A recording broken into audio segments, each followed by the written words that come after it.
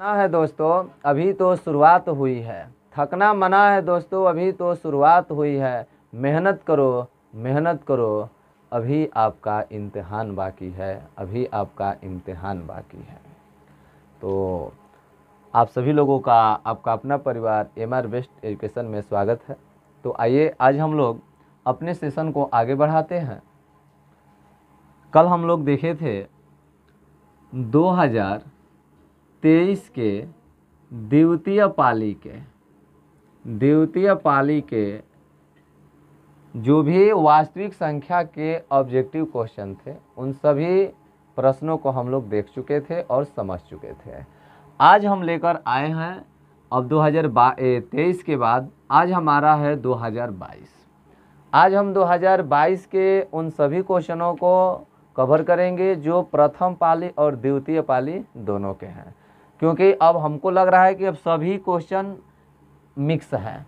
यानी जो हम लोग पढ़े हैं 2023 के प्रथम पाली और द्वितीय पाली वाला जितने भी क्वेश्चन यानी 10 और 8 18, इन 18 क्वेश्चन को यदि हम अच्छे से पढ़ लेते हैं तो 2015 तक जितना भी 2015 से 2022 तक जितना भी क्वेश्चन बचा है रियल नंबर का यानी वास्तविक संख्या का, वो लगभग सब आपसे हल हो जाएगा।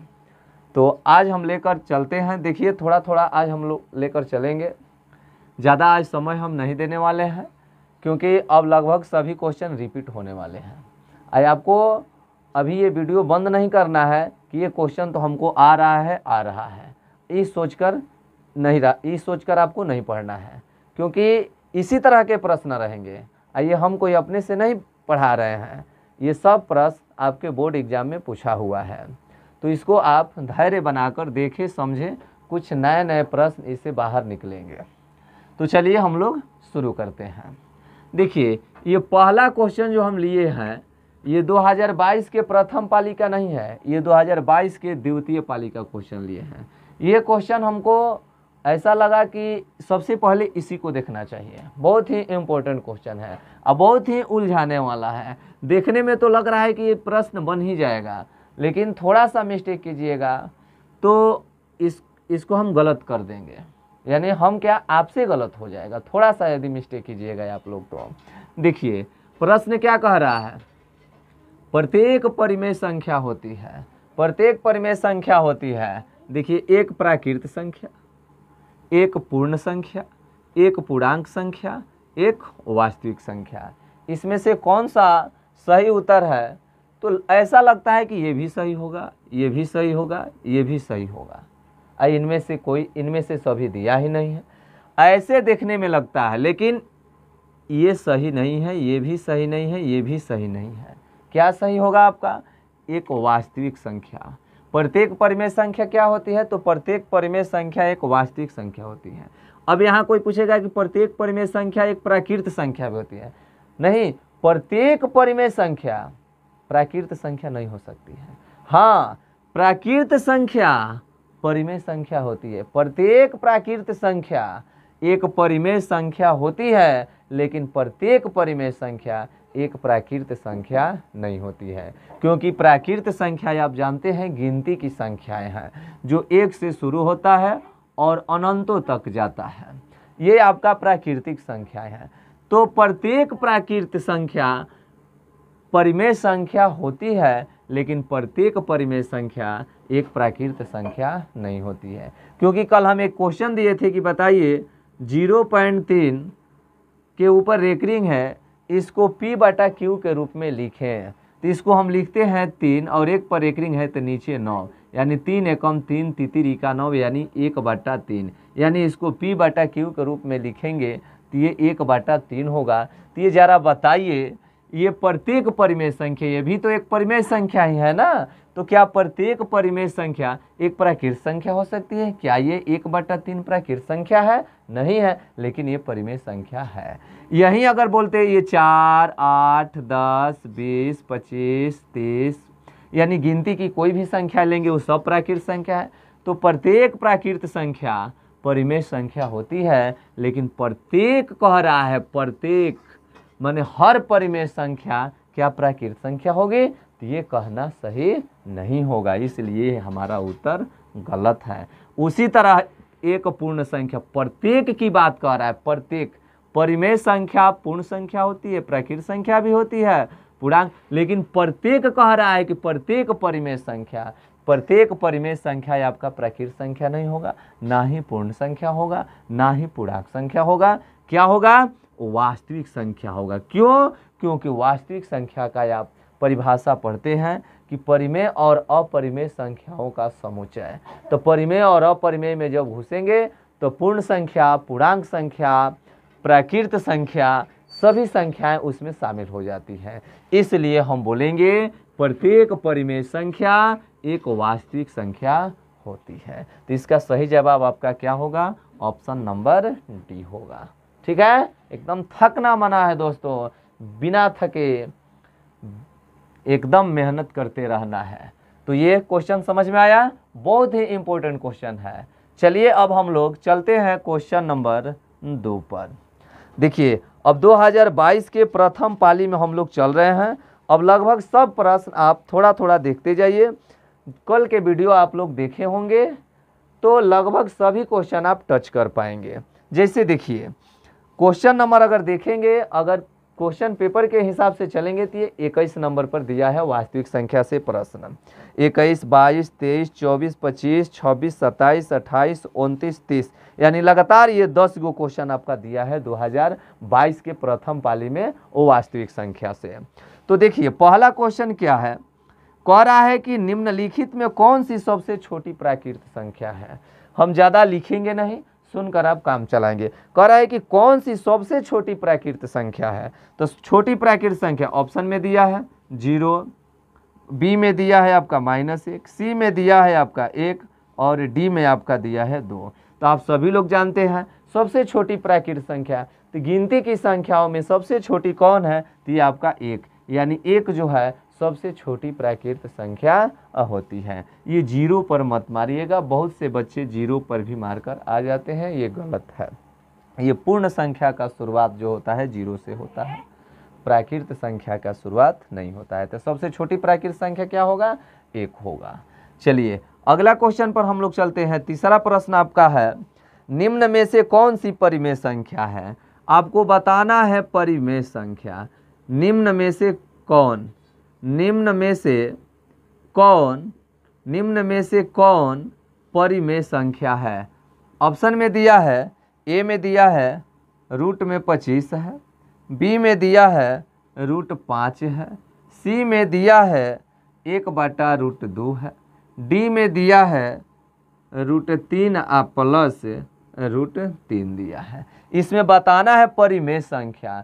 तो देखिए परिमेय संख्या एकदम देखने में लग रहा है, क्या होगा इसका उत्तर, तो ये ऑप्शन नंबर ए होगा। क्यों होगा ये, क्योंकि 25 का वर्गमूल निकालेंगे तो 5 होगा। 25 का वर्गमूल क्या होता है 5, यानी रूट से ये पूर्ण रूप से बाहर आ गया। ये √5 नहीं बाहर आएगा, 1/√2 तो अपरिमेय संख्या है, और 3 + 3 तो 2√3, ये परिमेय और ये अपरिमेय। परिमेय और अपरिमेय संख्या का गुणनफल क्या होता है, अपरिमेय। तो ये भी अपरिमेय, ये भी अपरिमेय, ये भी अपरिमेय, तो ये हमारा क्या होगा, परिमेय। तो यानी निम्न में से कौन परिमेय संख्या है, तो ऑप्शन नंबर आपका ए है। अगला क्वेश्चन यानी चौथा पर यदि हम चलते हैं तो बताना है निम्नलिखित में से कौन सी अपरिमेय संख्या है। देखिए कौन अपरिमेय है, निम्न में से कौन, इसी को हम बना देते हैं चौथा सवाल, ये चौथा सवाल बना देते हैं। निम्न में से कौन अपरिमेय संख्या है, अपरिमेय संख्या बताना है। ऑप्शन नंबर ए है आपका 1.3 रेकरिंग, ये बी पर है वर्गमूल 16, सी पर दिया है ऑप्शन सी में दिया है 9/27, दोनों वर्गमूल में यानी रूट में है, और डी में दिया है आपका √5 × √5। कौन सा इसमें अपरिमेय संख्या है, तो देखिए अपरिमेय संख्या ये तो रेकरिंग वाला यानी 13 एक के ऊपर रेकरिंग है, तो इसका मतलब ये तो परिमेय संख्या है।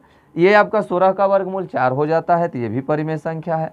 ये √5 और √5 में गुणा करेंगे तो केवल 5 आएगा, यानी ये भी परिमेय संख्या है। तो ये भी परिमेय संख्या, ये भी परिमेय संख्या, ये भी परिमेय संख्या। जब ये तीनों परिमेय संख्या, तो यही ना एक ऑप्शन हमारा बच रहा है, तो ये हमारा होगा क्या, अपरिमेय संख्या। कैसे अपरिमेय संख्या होगा, 9 को तो वर्गमूल से बाहर ले लेंगे आप 3 आएगा, लेकिन क्या 27 को आप बाहर ले सकते हैं, नहीं। खूब करेंगे इसमें तो 9 गुणे 3 यानी 29 27 होगा, यानी 3 और 9 का वर्गमूल 3 हो जाता है, 3√3 यानी 3 3 कट जाएगा, 1/√3 आपका बच जाएगा, जो क्या है अपरिमेय संख्या है। तो यही हमको बताना था कि निम्न में से कौन अपरिमेय संख्या है। तो हम क्या बताएंगे, निम्न में कौन अपरिमेय संख्या हुआ, तो हमारा हुआ ऑप्शन नंबर सी, यानी √9/27। चलिए आगे हम लोग बढ़ते हैं। अगला प्रश्न आपके सामने है, कह रहा है अगला प्रश्न कि यदि P और Q दो अभाज्य संख्याएं हैं। अगला प्रश्न हमारा 5वां है, यदि P और Q दो अभाज्य संख्याएं हैं, दो अभाज्य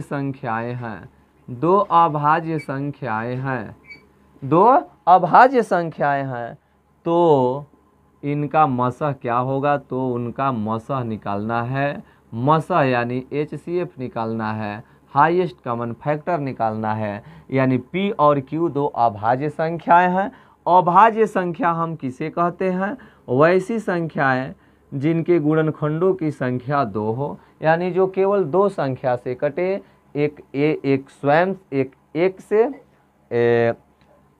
स्वयं से कटे और एक से कटे, एक से कटे और एक स्वयं से कटे, यानी मात्र 2 ही संख्याओं से कटेगी, वही संख्या अभाज्य संख्या है। जैसे में 2 है आपका सबसे छोटी अभाज्य संख्या, 3 है इसके बाद की अभाज्य संख्या, 4 नहीं 5 है इसके बाद की, 7 है इसके बाद 11 है। ठीक है, तो ये आपका अभाज्य संख्या है। देखिए 2 1 से कटेगा और 2 से कटेगा, 3 जो है 1 से कटेगा और 3 से कटेगा, 5 जो है 1 से कटेगा और 5 से कटेगा, 7 जो है 1 से कटेगा और 7 से कटेगा, 11 जो है 1 से कटेगा और 11 से कटेगा। केवल 2 ही संख्याओं से कटेगा, एक से और एक स्वयं से। ठीक है, इसी को हम बोलते हैं अभाज्य संख्या।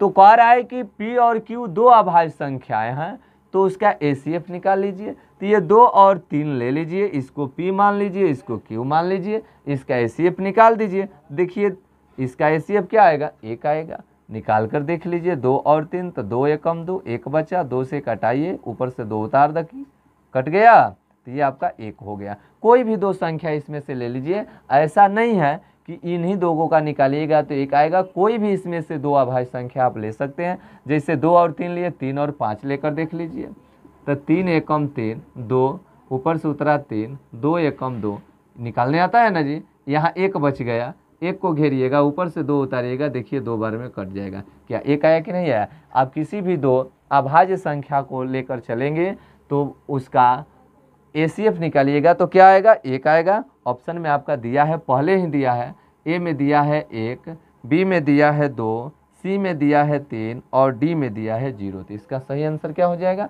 ऑप्शन नंबर A हो जाएगा। ठीक है, अगला प्रश्न आपका है 18 और 12 का मसह निकालें। अब तो ये तो दोस्तों बदनामी हो जाएगा। ये सवाल यदि आपसे ना आता है तो अब तो आपका ट्यूशन पढ़ना बेकार है, 10th का एग्ज़ाम देना बेकार है, नहीं है जी। बोलिए अब बताइए, यहाँ 18 का और 72 का मसह निकालना है। तो 18 का पहाड़ा पढ़िए, 18 दूना 36, 18 तिहाई 54, 18 चौक क्या होता है, 72 होता है। तो ऐसे भी पता चल रहा है कि 18 से 72 कट जाएगा, यानी इसका मसह निकलेगा 18 चौक 72, यानी 18 ही तो होगा। तो ऑप्शन दिया है 18, 72, 9 2, तो इसका ऑप्शन ए ही होगा 18। 18 और 72 का मसह यानी ACF निकालना था। ये तो दोस्तों एकदम बदनामी हो जाएगा अगर नहीं आता है तो। अगला जो है आपका कह रहा है कि ये √12 का परिमेयीकरण गुणांक बताइए। तो क्या करना है, 12 को तोड़ दीजिए। 12 को क्या लिख सकते हैं, 4 गुणे 3 लिख सकते हैं। ये 4 का वर्गमूल क्या हो जाएगा, 2 हो जाएगा, 2√3 हो जाएगा, यानी इसका यही तो होगा गुणांक, 2√3 होगा। ठीक है, चलिए आगे हम लोग चलते हैं। अगला हमारा प्रश्न है कि निम्नलिखित में से किसका दशमलव प्रसार शांत है। बताना है आपको किसका दशमलव प्रसार शांत है, शांत बताना है, शांत दशमलव प्रसार। तो हम कल ही बता दिए थे, कल के वीडियो में ऐसा प्रश्न हुआ है, पहले ही हम बोल दिए हैं कि लगभग अब सभी क्वेश्चन को हम लोग टच कर सकते हैं। यदि कल वाला और परसों वाला यदि वीडियो देखे हैं आप लोग, तो लगभग अब हम लोग सभी वास्तविक संख्या के क्वेश्चन को मोटा मोटी छू लेंगे यानी उसको बना लेंगे। दिया है ऑप्शन ए में क्या दिया है 17/81, बी में क्या दिया है 16/41, सी में क्या दिया है 13/45 और डी में क्या दिया है 19/80। इसमें बताना है किसका दशमलव प्रसार शांत है। तो बताइए दशमलव प्रसार शांत के लिए हम क्या बोले थे कि हर पर जाइए, उसका अभाज्य गुणनखंड निकालिए। ये यहाँ पर कटाना नहीं है, केवल नीचे वाले का यानी P/Q में Q का अभाज्य गुणनखंड निकालिए, और यदि Q का अभाज्य गुणनखंड केवल 2 आए या केवल 5 आए या 2 और 5 दोनों आए तो ये हमारा शांत होगा। 2 और 5 के अलावा कोई और संख्या तीसरा आता है तो समझिए कि वो क्या होगा, अशांत होगा। तो शांत बताना है तो ये बाटा में 81 है, तो ये तो 2 और 5 तो आएगा नहीं, क्योंकि तीरी का 9, नतीरी 27, 27 दिया 81, केवल 3 आ रहा है, 30 इसी तरह से कट जाएगा। 41 तो होगा नहीं। 45 में देखिए, 45 में चलेंगे तो 3 दूना का 6, ये या इसे 45 को कटाइए, कैसे 3 से 15 तिया 45, 3 पचे 15 और 5 एकम 5। देखिए यहाँ भी 3 आ रहा है तो ये भी कट गया, ये भी कट गया, ये भी, तो बचा क्या है आपका 19/80 आपका इसका दशमलव प्रसार शांत होगा, क्योंकि 80 का निकालिएगा 8 का, 80 का तो 2 से 40 बार में, 2 से 20 बार में, 2 से 10 बार में और 2 से 5 बार में, यानी 4 एगो 2 आ रहा है और एगो 5 आ रहा है। तो 2 और 5 ही तो आ रहा है, 2 के पावर m इंटू 5 के पावर n। यही ना कल बताए थे जी कि Q का अभाज्य गुणनखंड इस रूप में आता है तो इसका दशमलव प्रसार शांत है, अन्यथा शांत नहीं है। तो इसका दशमलव प्रसार शांत इसमें किसका होगा, तो ऑप्शन नंबर डी का होगा। ठीक है, चलिए अगला क्वेश्चन पर हम लोग चलते हैं। अगला क्वेश्चन आपके सामने है, आपके सामने मतलब हम बोल रहे हैं इसमें किसका दशमलव प्रसार अशांत है। तो यह बना सकते हैं किसका दशमलव प्रसार अशांत है। अशांत बताना है, अभी हम लोग शांत पढ़े, इसमें अशांत बताना है। तो ये 400 है और यहाँ 17/80 है। ए में ई दिया है, बी में आपका ए दिया है, सी में यदि चलते हैं तो 13/121 दिया है, डी में चलना है तो 14/400 दिया है। अशांत बताना है तो सबका निकालना नहीं है, ये ना कि हम आपको बता रहे हैं, यहाँ हमको समझाना है, आपको तैयार करना है ताकि आप पकड़े इसको, देखते देखते क्वेश्चन का आंसर आप पकड़ लेंगे। अब ऐसा ना कि हम बना रहे हैं तभी वहाँ जाकर बारी बारी से अभाज्य गुणनखंड निकालिए, नहीं, पहले देखिए, देखने से भी पता चल जाएगा। अभाज्य गुणनखंड निकालना है नीचे वाले का। हम जानते हैं कि 2 और 5 यदि आता है तो शांत होगा, 2 और 5 नहीं आता है तो अशांत होगा, 2 और 5 के अलावा कोई और आता है तो ऐसे भी जिसके लास्ट में 0 होता है वो लगभग 2 और 5 से कट जाता है, तो इसको छोड़ दीजिए। मान लीजिए शांत है, ये भी 0 वाला देखिए सफा छोड़ दीजिए। देखिए ये बच रहा है 121, 21 का अभाज्य गुणनखंड निकालिएगा तो कतई आपका 2 और 5 नहीं आएगा, जब भी आएगा 3 आएगा, 7 आएगा, नहीं 11 आएगा। जिसके लास्ट में 1 रहता है या तो 3 से कटेगा और नहीं तो 11 से कटेगा, यही ना होता है जी। तो कहने का मतलब कि इसका अभाज्य गुणनखंड निकालेंगे तो हमारा क्या आएगा, हमारा 2 और 5 को छोड़कर कोई तीसरा संख्या आएगा, और 2 और 5 को छोड़कर यदि कोई तीसरा कोनो संख्या आता है तो उसका दशमलव प्रसार क्या होता है, अशांत होता है। तो इसका सही उत्तर क्या हो जाएगा, ऑप्शन नंबर सी हो जाएगा। चलिए अगले प्रश्न पर हम लोग चलते हैं। अब ये हमारा 2022 का जो प्रथम पाली है, ये प्रथम पाली वाला समाप्त हो गया। 10, 11, 20 में प्रश्न था, सबको हम लोग कर लिए। अब आइए हम लोग चलते हैं द्वितीय पाली में। 2022 के द्वितीय पाली में देखिए, इसमें क्वेश्चन संख्या 41 से शुरू हुआ है, 41 से शुरू हुआ है, 41 ले चलेंगे, यानी पहला मानिए, या इसमें का 10 को बना दिए तो ये 11वां नंबर होगा। ये सेकेंड पाली का है 2022 का। कहाँ से शुरुआत है वास्तविक संख्या का क्वेश्चन, तो 41 नंबर से है। इसमें बहुत सारा क्वेश्चन है, अभी हम लोग वास्तविक संख्या पढ़ रहे हैं, फिर इसके बाद बहुपद का छाटेंगे, फिर इसके बाद द्विघात समीकरण का, रैखिक समीकरण का, समांतर श्रेणी का, सबका धीरे धीरे हम लोग छाट लेंगे। चलिए बस आप एग्जाम तक बने रहिए, एकदम हम वादा करते हैं कि आप जरूर कुछ अच्छा कीजिएगा, अच्छा मार्क्स जरूर लाइएगा। चलिए देखिए, कह रहा है क्वेश्चन, 2 संख्याओं का मसह, 2 संख्याओं का मसह, 2 संख्याओं का मसह तो दो संख्याओं का मसह दिया है 27, मसह दिया है, दो गो कोई संख्या है उसका मसह 27 दिया है, और इसका लसह जो है लसह इसका 162 दिया है। एक संख्या यदि इनमें एक संख्या 54 है तो दूसरी संख्या क्या होगी, तो दूसरी संख्या क्या होगी ये आपको बताना है। ऑप्शन में देखिए क्या क्या दिया है। ऑप्शन में दिया है आपका ए में दिया है 36, बी में दिया है 45, सी में दिया है 9 और डी में दिया है 81। ठीक है, तो बताइए, ये तो एकदम आसान है। प्रश्नावली 1.1 का सवाल है, 1.2 का सवाल है। दो संख्याओं का मसह 27 है और उसका लसह 162 है। इनमें से एक संख्या यानी दो संख्याओं में से एक संख्या दिया है 54, तो ये एक संख्या यदि 54 है तो दूसरी संख्या यदि मान लीजिए ना आप x है, तो दो संख्याओं का जानते हैं ना कि दो संख्याओं का गुणनफल बराबर होता है लसह और मसह के, उन दोनों संख्याओं के लसह और मसह के। तो बताइए, तो यानी x का मान यानी दूसरी संख्या हम लोग निकालेंगे तो लसह आपका है, लसह 162 है, मसह आपका 27 है, ये पहली संख्या आपका यहाँ 54 है। घटा तो देना है, दोनों का गुणा करके लसह और मसह का गुणा करके पहली संख्या दिया है।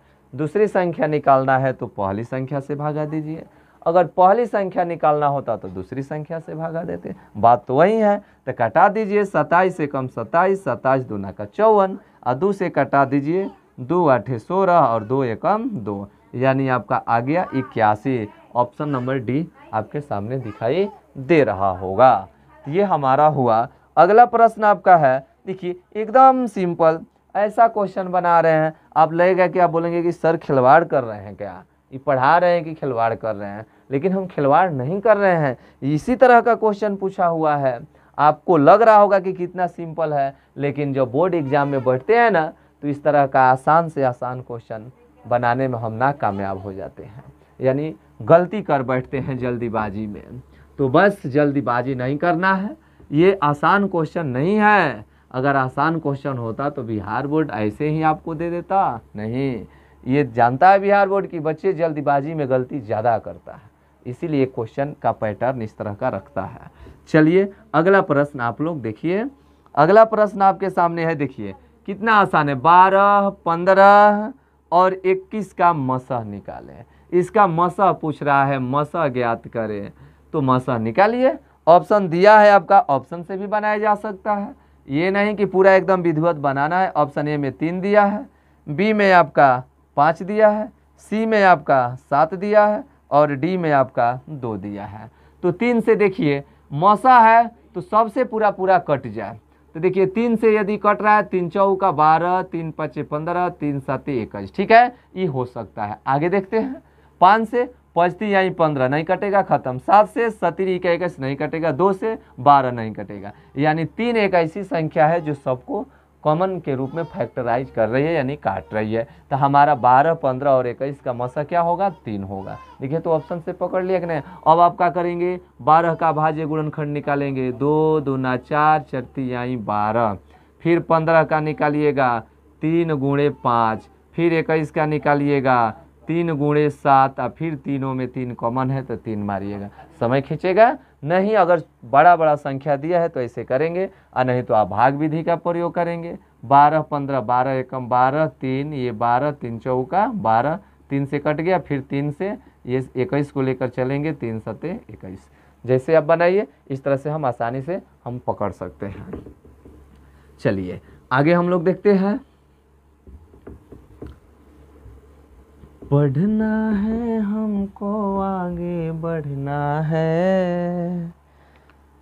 चलिए अगला प्रश्न है, वही प्रत्येक परिमेय संख्या होती है। प्रत्येक परिमेय संख्या होती है तो अभी बता दिए पहले ही, प्रत्येक परिमेय संख्या एक वास्तविक संख्या होती है। अगला प्रश्न है आपका कि किसी धनात्मक पूर्णांक q के लिए, किसी धनात्मक पूर्णांक q के लिए धनात्मक विषम पूर्णांक का रूप होता है, धनात्मक विषम पूर्णांक का रूप होता है, विषम पूर्णांक का रूप होता है। तो धनात्मक पूर्णांक क्यू के लिए, तो क्यू धनात्मक पूर्णांक का विषम पूर्णांक पूछ रहा है। ऑप्शन देखिए 6q, बी में दिया है 6q + 2, सी में दिया है 6q + 1, डी में दिया है 6q + 4, डी में क्या दिया है 6q + 4। तो बताना है विषम पूर्णांक। एक और आए कि हई सम पूर्णांक है, तो हई सम है हयो सम है, तो इस तो समय हो जाएगा, ये आंसर नहीं होगा।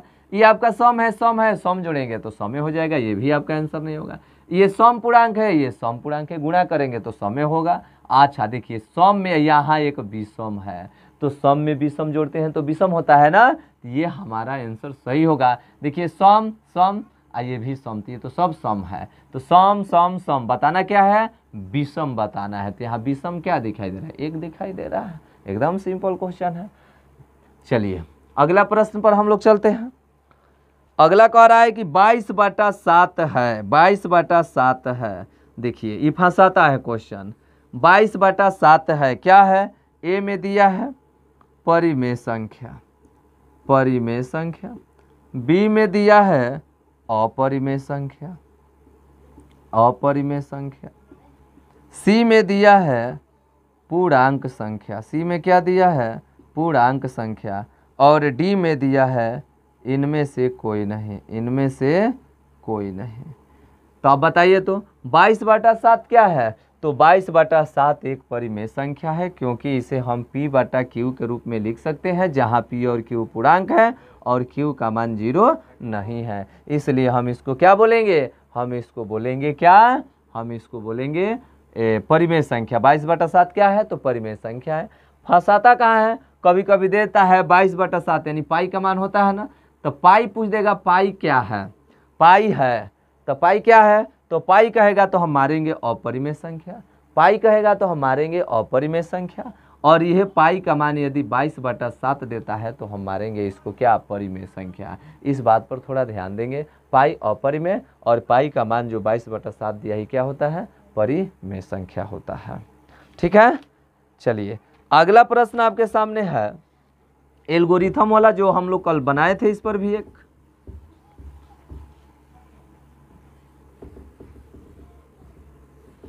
एल्गोरिथम वाला में। चलिए देखिए भाग एल्गोरिथम कह रहा है, क्वेश्चन दिया है कि भाग एल्गोरिथम, भाग एल्गोरिथम, भाग एल्गोरिथम a = bq + r, यही ना होता है जी।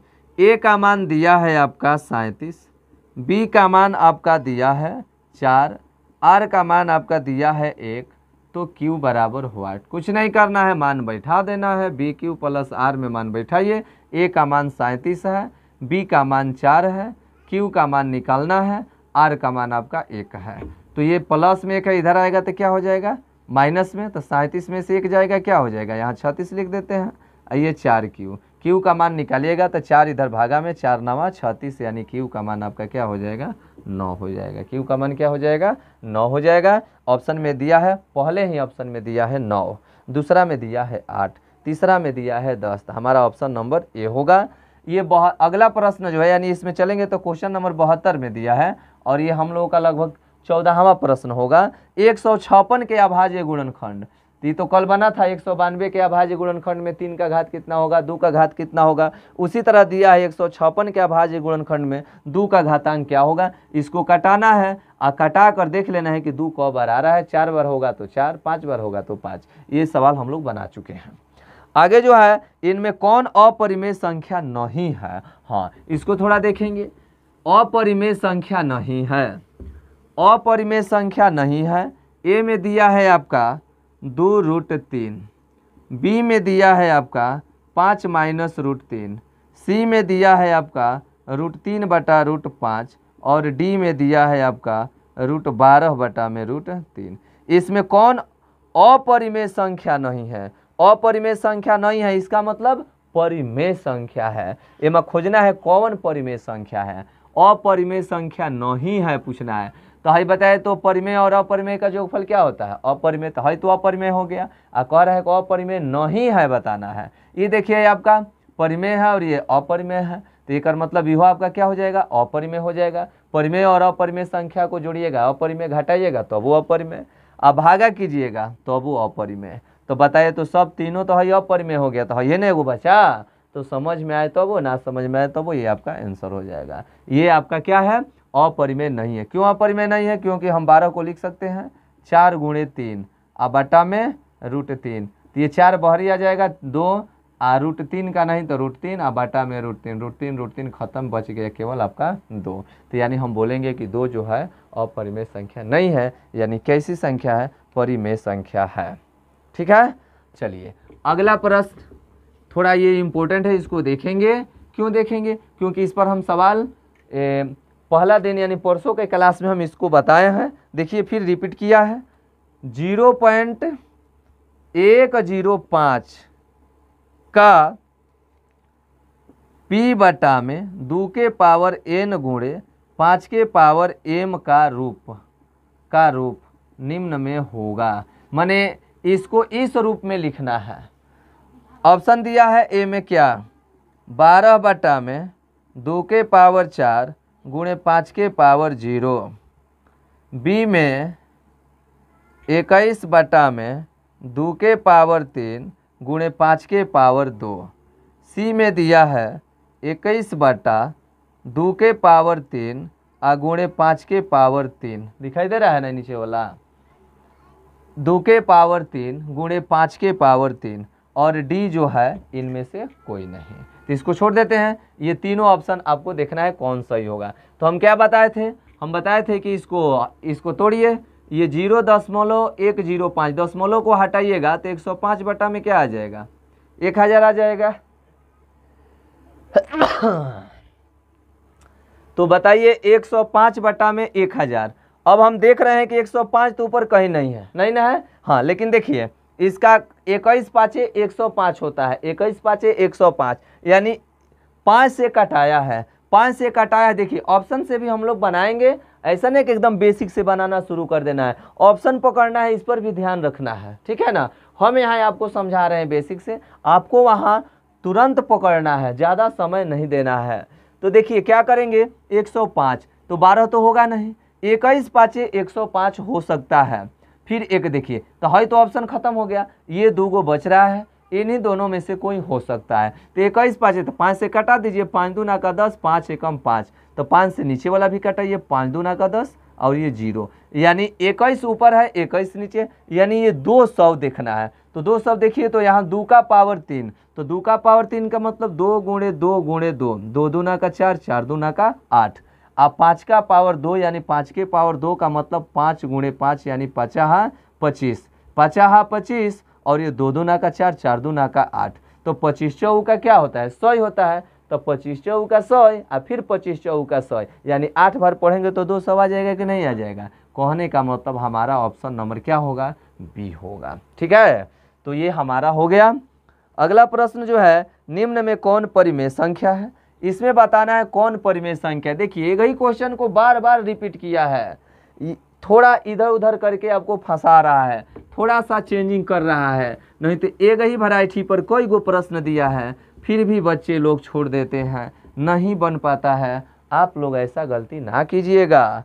चलो रे बचवा बनाओ तो जल्दी, तनी बताओ तो एकरा में क्या होगा।